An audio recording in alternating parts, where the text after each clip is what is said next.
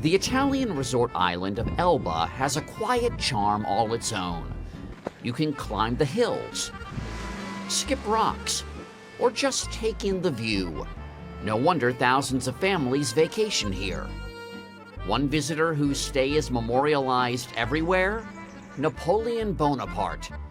But the French emperor wasn't here on holiday. He was exiled to Elba after his defeat at the Battle of Paris in 1814. The terms of his surrender? You will be granted 2 million franc annual subsidy and sovereignty over the island of Elba with a guard of 400 men. In this 1953 recreation from the CBS show You Are There, Napoleon learns his fate. From power over Europe to a few square miles in the Mediterranean. Napoleon would be under a kind of house arrest, but undisputed master of the house. Here, but only here on Elba, he would remain emperor. He even designed a new flag for his tiny little island empire.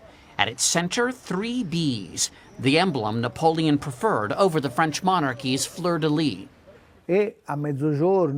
Giuseppe Bartolini, director of Elba's National Center of Napoleonic Studies, says that when Napoleon arrived, the new flag was raised over the harbor's fort. During less than a year's time, Napoleon modernized the island. On Elba, he built roads and a sewer system. Napoleone! Elba is the kind of laid-back place where laundry is still hung out to dry, and homemade wine is offered to visitors.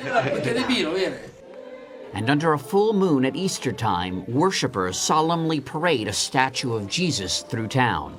Into this traditional culture, Napoleon's arrival injected a kind of worldly sophistication.